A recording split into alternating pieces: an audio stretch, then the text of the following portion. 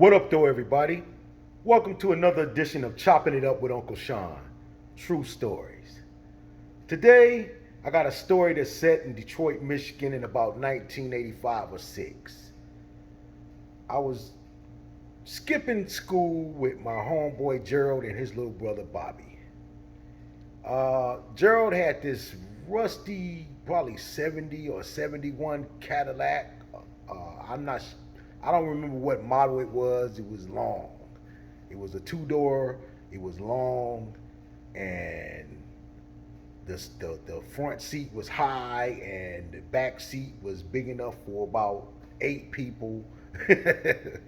and we decided to, me, him, and his little brother decided to skip school this particular day. I believe it was a Friday, towards the end of the school year. So it's warm outside. So we decided to go downtown, and we was going to go to Belle. So we stopped at the liquor store. There's a liquor store right outside of Belle. Right before you get there, it's like the last store before you get to the island. If you don't know what Belle is, it's an island in Detroit, in the downtown area, where people go to hang out. Uh, there, there was an aquarium there. There was a zoo. There was a arboretum. There were horses at one time that you could ride. There were paddle boats you could rent. It used to be very beautiful back in the day. It had a lot of different things going on.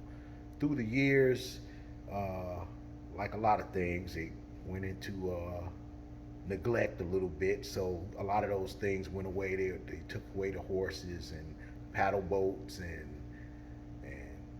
it was still a beautiful place to hang out. You on the Detroit River. You're overlooking into Canada. You can see the Canada skyline from there, and people ride by in boats. You know, it's a nice little place to hang out. So we're going out there. We stop and get 40 ounces. Yeah, we was some bad little boys. Drinking that beer, drinking that malt liquor. I think I had a Colt 45, and them two had Old English. So we mob on over to the island, and it wasn't. I know it wasn't my ideal because I didn't like going there to the. We decided to go to the Belle Isle Beach. It actually has a beach there where people be out there sunbathing and getting in that water and doing stuff you do on the beach. Now I never liked the beach because I don't like sand like that. Well, anyway, we end up over at the beach. So we're sitting there on these bleachers, and we're drinking our 40s, and we're enjoying the day, and hopefully staying low key. So as we're sitting there and we're people watching or whatever, cracking jokes or whatever. Now Gerald's little brother, he was only 14 years old. So whenever he would drink a little beer, he would get loud, rude, and obnoxious. He would start acting a fool. He would trip out. But, I wasn't into telling nobody how to handle their brother or whatever. I was his brother. And it never really, I just used to just laugh at him. He was funny to me. So we're sitting there on the bleachers, and we guzzling down this malt liquor. And we get finished, and we get rid of the bottles or whatever. And we're sitting there, and we see this lady and her husband, and they're walking towards us. Now this lady, I'll never forget this. Some things, when you see it, you just don't forget. This lady had on a blue, like a royal blue, one-piece bathing suit. Okay?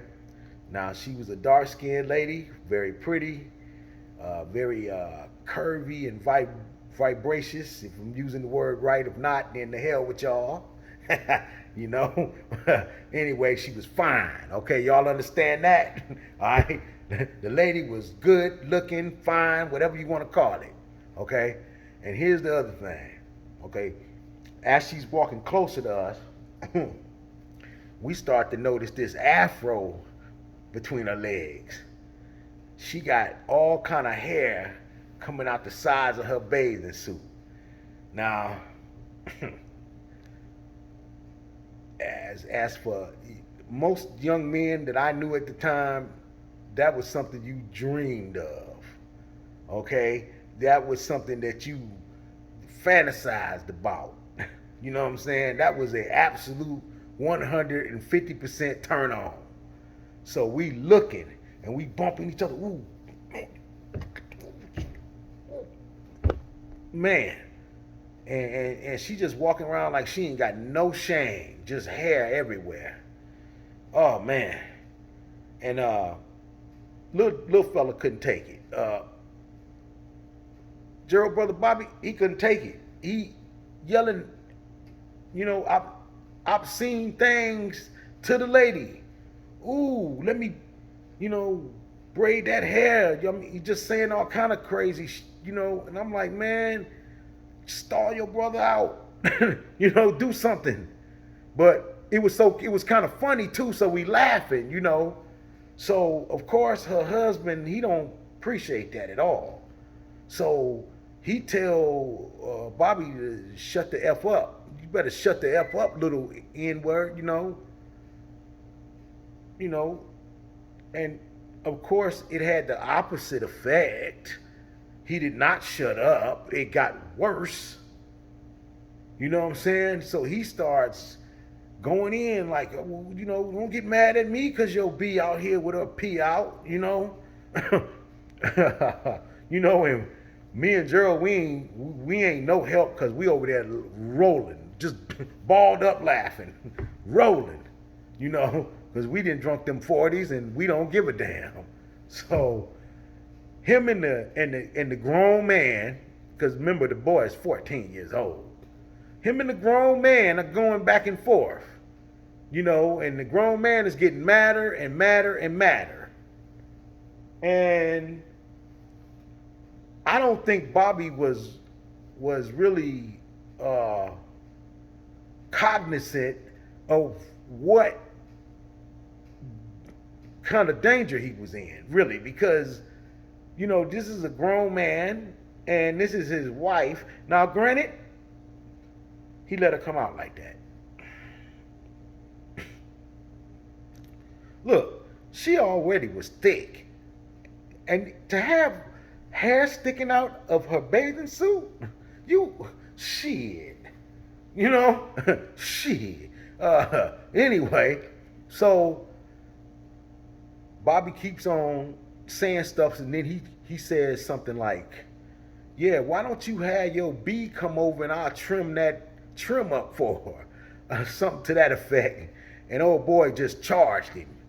The grown man charges 14-year-old Bobby. Bobby ducks and kind of grabs him around the bottom, like below his knees. And the guy just hits Bobby in the back so hard that you could hear the echo going through him like he broke his goddamn liver or something. Boom! One of them deep sounding grown man blows. Boom! And Bobby kind of falls down on his knees, but by the time he did that, his brother, who used to box, comes through with a straight right hand and cracks my man in the face, mop. And then old Sean, you know, comes off the bleacher with like a cross tackle, like a push, but harder. You know, not with my hands. With, you know, I run into him basically. So when I run into him, by Bobby still having him around the back of his legs, he falls, which was the wrong thing for him to do. Now, Detroit, unfortunately, known for stumping folks in Detroit. Right? So you know, he fell, and we started kicking and punching him. Boom, bop, boom, oh, boom, boom. And he cussing, and his old lady is yelling. She's screaming and yelling and calling us names.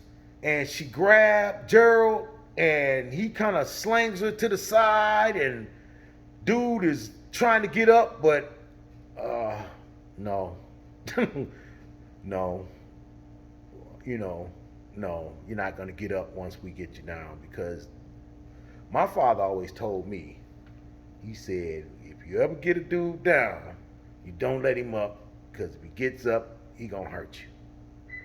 And I believe my old dude when he told me that. So when dude trying to get up, he had to be incapacitated.